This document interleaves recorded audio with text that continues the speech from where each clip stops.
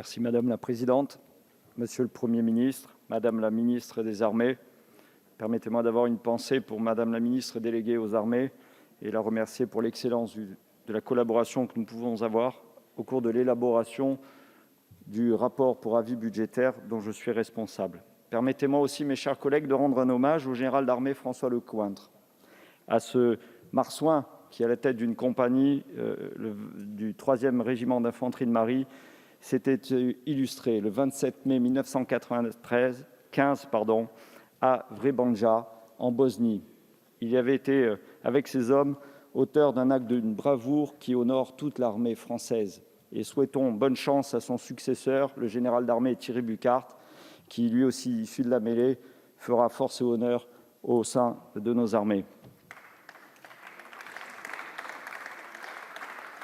Longtemps variables d'ajustement, nos forces armées sont devenues, sous le quinquennat du président Emmanuel Macron, une des valeurs cardinales de son action.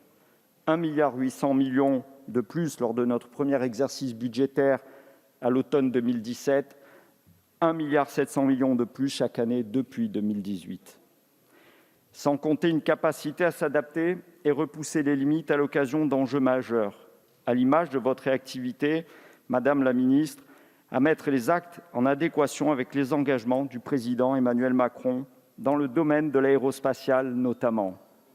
Dans ce domaine où nous sommes forts d'une capacité à concourir de bout en bout dans une compétition au nombre d'acteurs internationaux très limité, vous avez su, Florence Parly, relever le défi et accompagner l'évolution logique de notre armée de l'air et de l'espace afin de nous permettre, une fois de plus, de montrer au monde entier que lorsque s'ouvrait une course à l'excellence, une compétition de savoir-faire, la France y avait sa place. L'OTAN elle-même a reconnu ce très haut niveau de compétence de la France dans le domaine spatial en faisant du pôle de Toulouse son centre d'excellence de référence en la matière. De même, en poursuivant la montée en puissance capacitaire de notre force de lutte informatique offensive, de cyberdéfense et de cybersécurité, élevée au rang d'enjeu stratégique, notre majorité place là aussi la France au sommet des pays en capacité de durcir leur réseau et de développer une forte résilience qui permettra, Madame la Ministre, de conduire cette lutte informatique offensive que vous nous annonciez en 2019. Grâce à ce CALID, Centre d'analyse et de lutte informationnelle et défensive, placé sous le commandement du ComCyber, près de Rennes.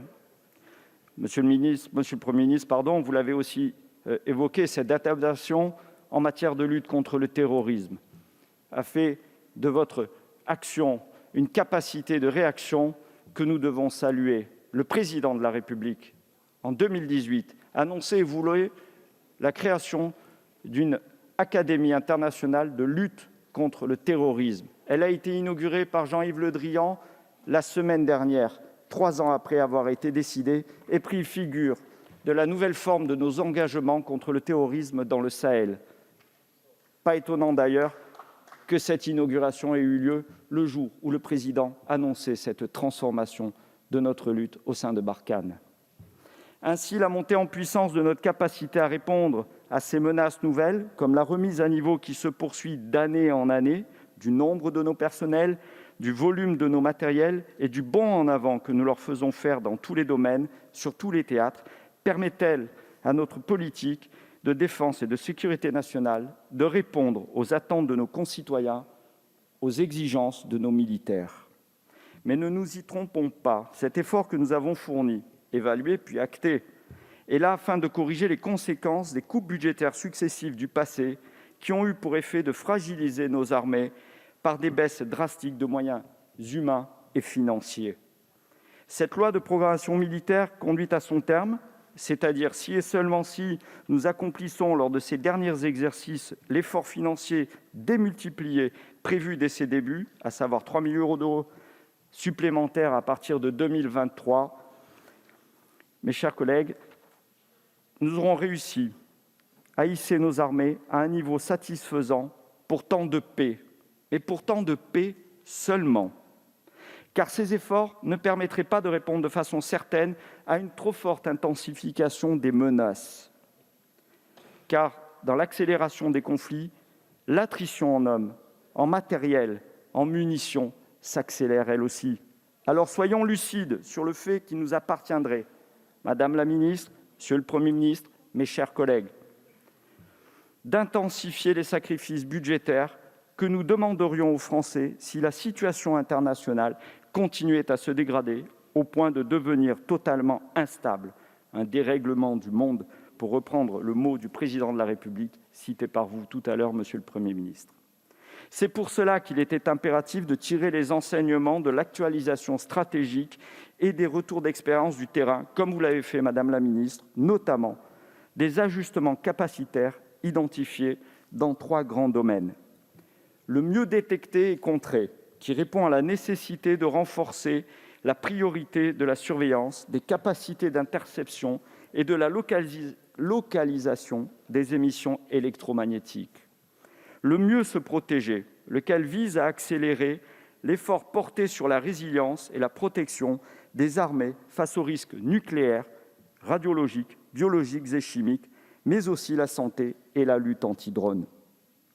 Enfin, le mieux se préparer, qui vise, lui, l'entraînement et la préparation opérationnelle. Ainsi, la confiance en l'action menée par le Gouvernement est soutenue par la Commission de la Défense. Je remercie la présidente, Madame Dumas.